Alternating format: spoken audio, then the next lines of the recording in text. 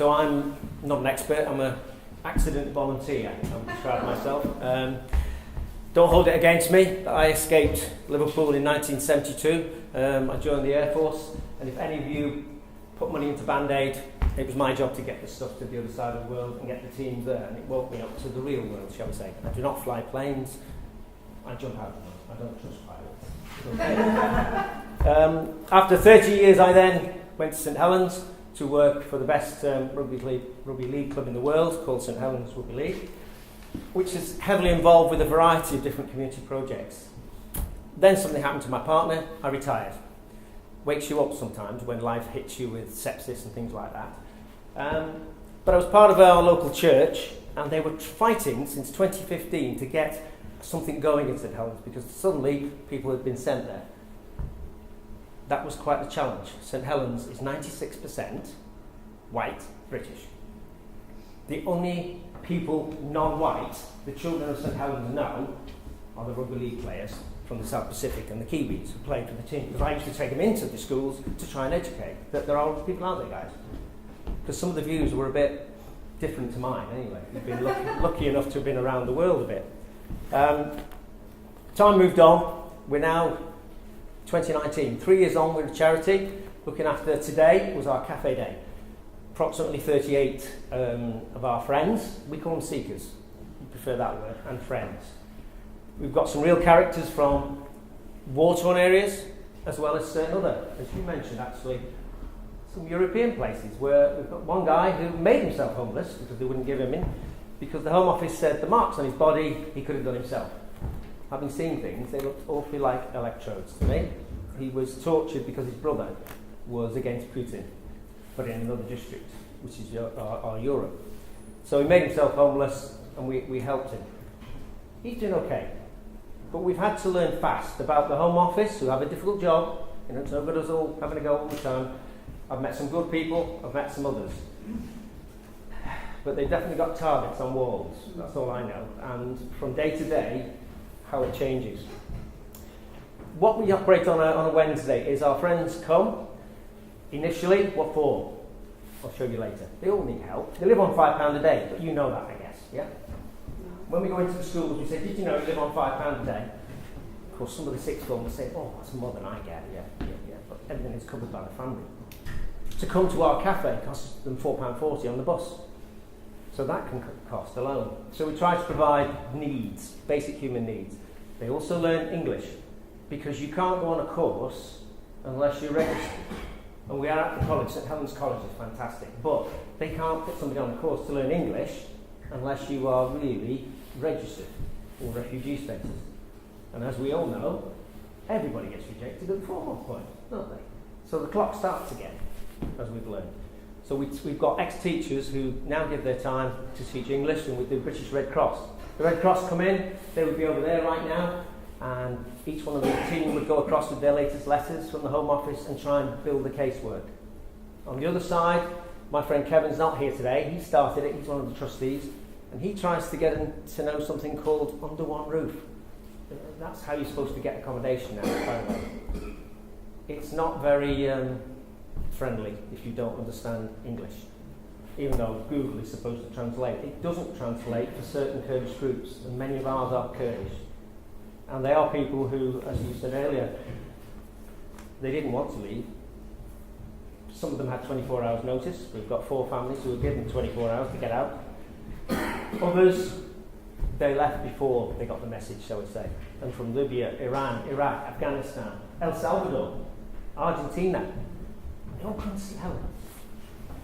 We wonder sometimes. But they seem happy enough to come to the cafe because it's a place they feel they can talk. They can get help. We can try and get the English bit right. I still don't understand how we have a system, and the college they're very good. But who created this system that we can't integrate people when you need the language? And the forms, wow, they're good. I was going to bring the Chinese equivalent of a visa, but I thought it would be an expert, and who's done it. I've tried, and that's using all forms of translation. What must it be like for these people trying to understand our forms? We really got to get down to basics of that. So that's what goes on at the cafe, that help. And then suddenly a letter will come in. Michael from Africa. It's an odd thing. We're not even supposed to know where our people we're helping live. That's against the system. It's difficult to help somebody if you don't know exactly which part. They don't all live in the same areas. He'd been in a circle accommodation, was doing okay. His family were in local schools. One called Blessed, quite a character she was. Got the letter saying, status, but everything else stops. Oh, by the way, you've got 28 days to get out of your house. We hadn't come across that one. We rang up the Home Office and said, we think somebody's made a mistake. Oh, great. Say, can you readjust the letter? Oh, no, can't do that. They have to get out of the Circa house, since everybody knows. You can't stay in a Circa house once you become a refugee. You've got to get out, because Circa will lose their money. That's no good to them, is it? So, what's the refugee do? They join everybody else who needs accommodation in your area. I don't know about you, but it's pretty hard at times to get accommodation. Property pool plus? I couldn't possibly comment. Oh. But it's very difficult. You might be right there. The local housing association is trying, but it takes time to build, doesn't it? It's looking at these frames across the road. So, Michael, thanks for the help of the faith groups, which is where everything started, we found accommodation because he wanted to stay in his area. Does that make sense? Have you been living there 3 years? Yeah. The school wanted their children to stay. They loved them. They were electric. They'd walk in singing gospel songs. And we're not trying to turn everybody into Christians. You make your choice, is what we say, whoever you are. But they loved them. Thankfully, Michael's okay, although I had to attend a sin meeting today, which is, they still worry about the family, that means, from social services, because they're not normal, are they? What's the problem? So, are you sure they're all right? Yes, they are, honestly. Raynell Stoops. I know some of you know where that is. M62? Roundabout? Always stuck in the morning? 12 o'clock, 6 months ago, we got a phone call, 12 o'clock at night, from the local police saying, we need your help. We've got 4 individuals who we found at the Shell station. Get down here, can you help? We get down there, 19, 15, 14, 13-year-old. From Iraq, Kurds who had been promised to get to Liverpool, because as we know there was a good Kurdish community here. Mum and Dad were in another wagon with the other child. They were thrown out at Raynell Stoops. Why? Because you can run each way. The driver doesn't care. If you go that way, you're in Cheshire, aren't you? If you go that way, you're in Knowsley. You go that way, Liverpool-ish, or St Helens. They were terrified. And what could the police do? It wasn't their fault. They took them and put them in a cell. So when we got there, they climbed up. Because that's what they'd just come away from. Thankfully, Mohammed, who is a friend in our group, was an ex-interpreter for the forces in Afghanistan. Still trying to get his refugee status 10 years later. Don't quite get that, never mind, move on. Mohammed, they saw a face, they sort of recognised similar colour and creed than us. He explained, these guys are all right, so we started talking. We got them sorted. We found out, yeah, Mum and Dad, nowhere. Again, you probably know more than me, this is not unusual. The traffickers did not get through with the other wagon. Where are Mum and Dad? And the other child was a 10-year-old, 8-year-old, 10 now. Lost, anywhere. They'll never see him again. That's what the Red Cross have said. If they look here, it'll be the first time ever of that type of thing. They didn't want to be in St Helens, but they enjoyed coming to the cafe, and we teach people to ride because it gives them freedom to get about. And if you've got a bike, we get bikes from different people. They loved it. They're now living, I can't say exactly, but not very far down that road.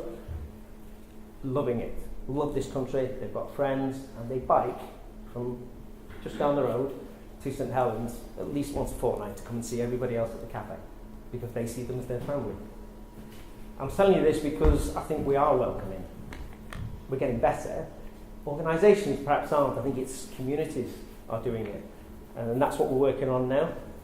Let's go to some good... So that's one good story. And perhaps to finish off... give you the other side of it, because you've mentioned... Albania. Something's going on there at the moment, isn't it? And what's this village on the edge of Albania and Serbia that's going to have to move because the Serbians say it's Albanian. They're actually going to move a whole set of people over that side of the border. Frightening film. Partition all over again. Yeah, and so we've got a young lady. She's been here 2 years. She's currently doing English and maths. bringing up her child on her own because she lost her partner, lived in shared accommodation with Serco, got a phone call at 5 o'clock in the morning, you've got to get out of your house, 12th of December, this was. Why? Well, we told you before there might be a problem under the government's new rules for multiple occupancy, i.e. the doors weren't wide enough or something. So we said, well, come on, it's Christmas, can we not wait? No, we're moving them, where to? At 10 o'clock they were moved to Anfield. To her, she said, that's it, I'm not moving out again. I've made friends, I've got people, I'm not putting up with it, I can't do it to him or me. I'm going to lock myself away. So we had to send our friends over to go and sit with her for a number of days. Good news is, they got it sorted just before Christmas. So they were back, so the system can help. But the torment that girl went through, after what she'd been through before, it was just because somebody had a bit of paper to make. Surely somebody has the power to say, I'll tell you what, we'll give Serco an extra 3 weeks to put the accommodation right. And then the best one of the one we'll finish, I would have, we started because of probably, we knew people were coming to St Helens. Lesbos, I believe it was, the image most of you will have seen of a policeman, child, little baby picked out of the water, yeah? From one of the many boats that most of our people have come on. And he died. And I think it woke up a lot of people. I think it did in our area, that we were going to make a difference. So that's where it started. On the same boat, we didn't know this. There's a piece of, I will share it with people in the future, we can't yet. It was done by another trust. They were filming a documentary at the time. And on the boat is one of our people and her daughter and son. The boat really crashes. You see her get off, absolutely distraught. Oh, we've made it. Because from Lesbos then they had to get all the way to St Helens. Amazing. Because they had friends there. Today, 3.5 years later, daughter is at Liverpool University. She taught herself English in 3 months. We tell the school children, we say, oh, wake up. If this child can do it, you can. She's studying civil engineering. Why? She wants to go back and rebuild her country. I think you mentioned about a lot of people want to go back. She wants to rebuild it. This morning she went into lessons and I was smiling and you said, where you've been today, there wasn't many, because she arrived at 11 o'clock and I thought, have you not been to university today? Oh yeah, I've been in from the hour, but I'm here now. You know, she'd rather be with us, it was nice in a way, but actually, yeah, I thought it was maybe. So she's doing well, Mum's doing well. It can work, communities can work together.